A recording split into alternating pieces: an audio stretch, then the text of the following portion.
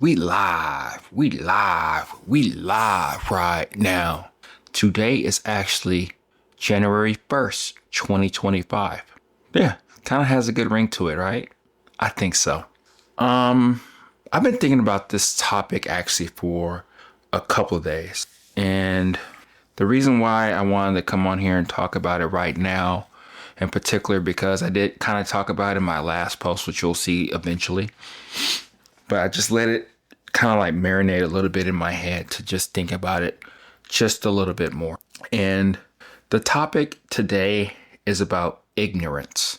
Ignorance. We all know what ignorance means. Ignorance means you don't know. You're not privy to it. You don't know about situations and things.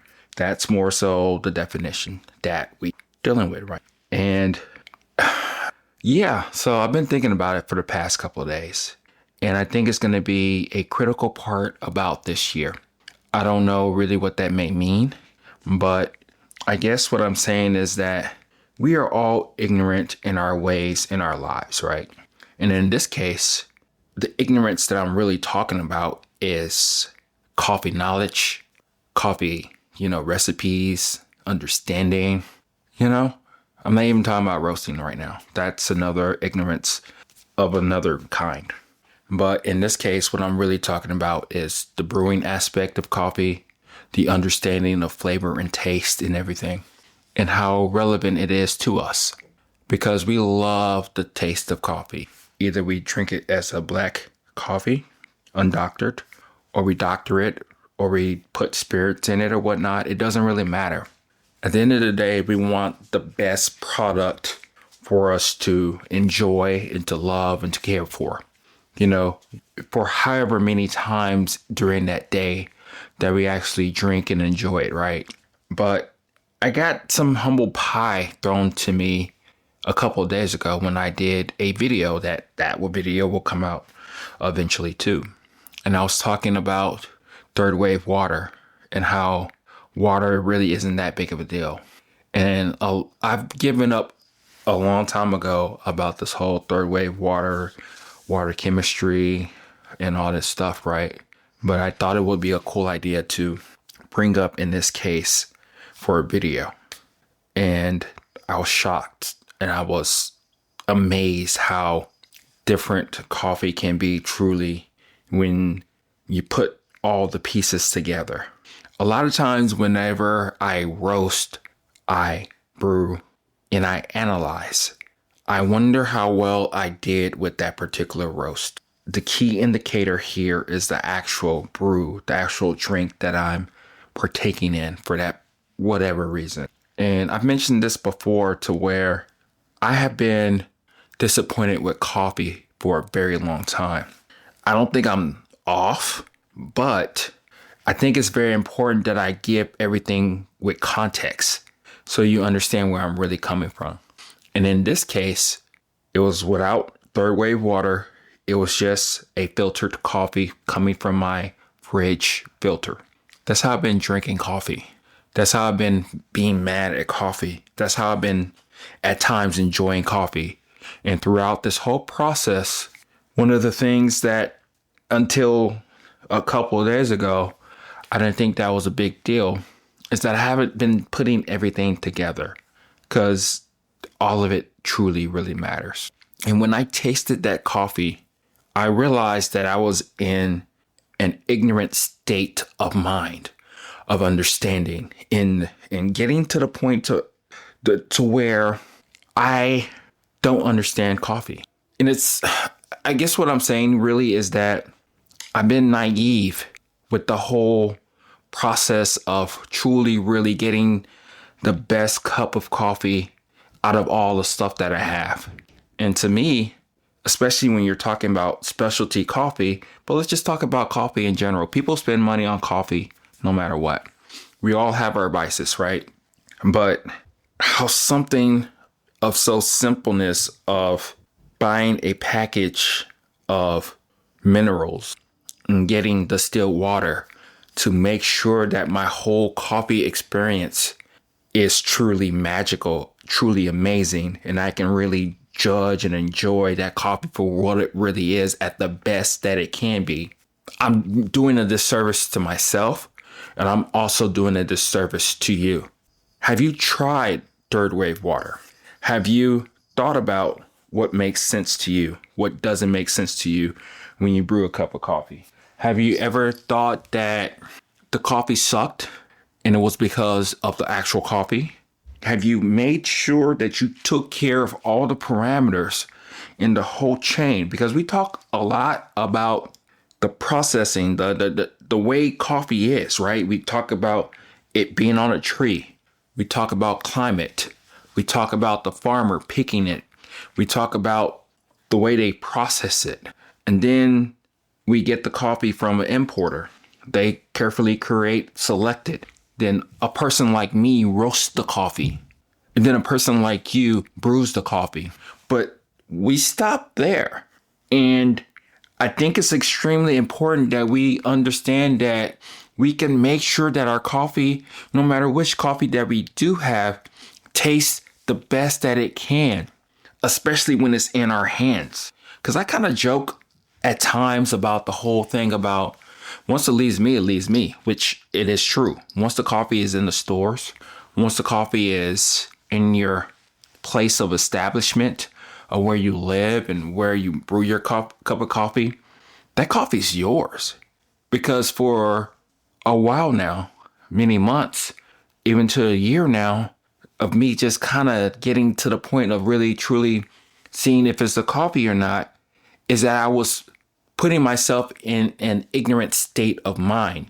And when I keep the mind at a place to where it's not growing, that's a problem. Because we're not truly, really putting ourselves in a light to where we are enjoying this beverage that we love so much. Even to the point, like, I'll give you another example about the whole ignorance thing. It's not just about the water. Like, I just got a new kettle. I didn't need a new kettle. I got one of the top of the line fellow kettles. The one that I use currently, there's no problem with it. It works. You know, it has buttons and everything. It's easy to hold things. You can even do like timers and all that stuff and all that good stuff, right?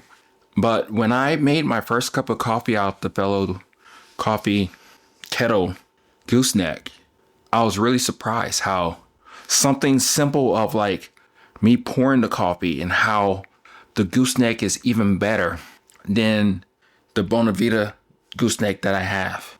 Like supreme control of pouring, which is amazing. It feels great into the hands.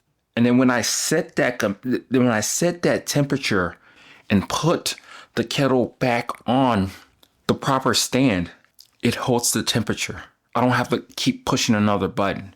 So by me being naive and to seeing or knowing what's out there, I'm not saying that you need to buy everything that's brand new and top of the line. I'm not saying that, but the things that you don't know how much of a hindrance it may be for you when you're in this experience of drinking a cup of coffee.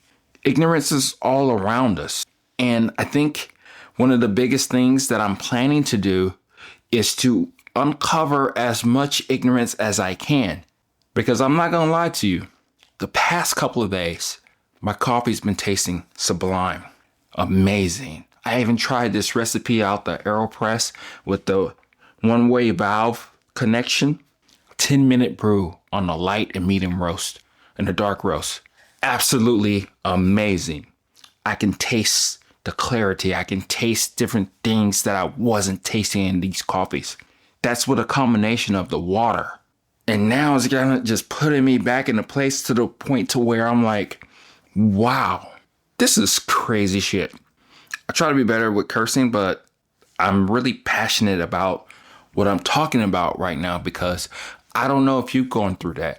I don't know if, hopefully, that if you do have a great cup of coffee, that you're making sure that you've touched all the elements that you actually touch. So let's say you have a bag of coffee, right? Okay. What about your kettle? Doesn't have to be a fancy kettle, but you have a kettle in order for you to make your cup of coffee, right? What about the water? because we care about the other little gadgets here and there that matters here and there from time to time, right?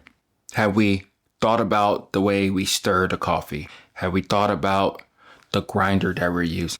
You know, all these little pieces of the pie that we already know, but at times we get in a rut of just doing the same thing over and over again and not realizing what we're ignorant about when it comes to this coffee making thing.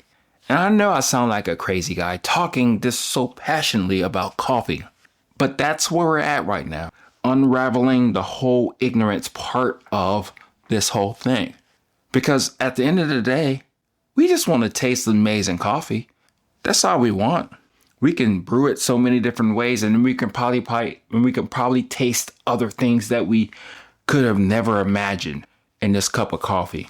Those are the things that I am going to try to do my best in order to give you the information that you need in this. Because we can judge the coffee for what it is, objectively. But let's really put it through its paces and get the coffee the best possible chance of exciting us. Then we can talk about troubleshooting. We can talk about different recipes. We can talk about all that good stuff. But if we're not talking about the foundation, the real true foundation of specialty coffee, good beans, right? We already know that. Decent equipment that allows us to replicate the brews that we're trying to do. Great grinders. Doesn't have to be crazy expensive again. As long as the grind is uniform and when we're drinking the cup of coffee, we can pick out some of those elements that are on the bag or for whatever that we're really tasting in a cup. And then the water. Don't forget about the water. It's a big deal. It's truly a real big deal. I'm going to go into this whole rabbit hole of trying out different water chemistries and all that stuff. I don't really care how it's really done. I shouldn't say that because I'm an engineer too by training.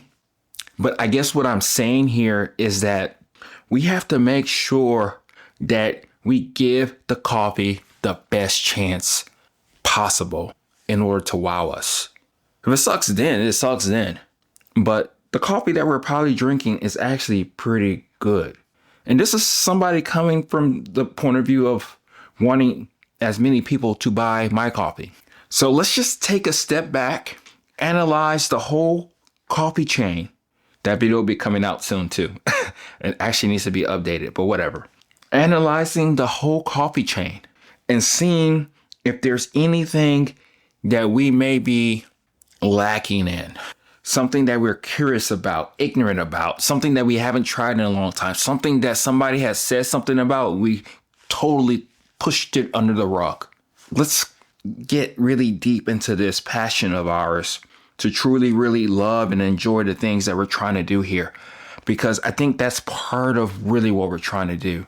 We're trying to enjoy it for what it truly is. Think about it. You can start having fun with temperatures and different grind sizes and different combinations of whatever the hell you want to do to see if you can taste something different in that exact same bag of coffee. It's there. It's possible. Let's continue that notion. And I guess I did something smart last year, which is of all the coffees that I finished and all that stuff, and the majority of them, I went ahead as a green coffee, I froze them. So guess what I'm going to do? I'm going to unfreeze them and we're going to introduce these coffees again with all the knowledge that we have right now and explore and love and see what these coffees truly, really are. Once we make sure that we are giving these coffees the best chance to shine and wow us. That's the journey that I'm a part of. And I hope that you are part of that too. So this is me just talking, rambling, but let me know what you think about this. Have you taken care of the whole coffee chain? Do you feel that you're ignorant in any aspect of this whole coffee brewing thing that you do each and every day, multiple times a day? I would challenge you to really look at yourself in the mirror and be like, yeah, I do need to be better. I do need to see things through. I do need to be in the light to where I am giving this coffee the best chance possible in order for me to see how magical it truly, really is. And then we can truly, really understand all coffees, the goods, the bad, the things that we don't like about it. And through our palates and through instruments, we can be a better coffee brewer, and we can start to educate and tell people why coffee is truly amazing. That's where I'm at. So that's me, Oki at Everyday Bean, signing off. Let me know what you think. I may sound like a crazy man, but this is me just talking, right? So talk to you later. Bye.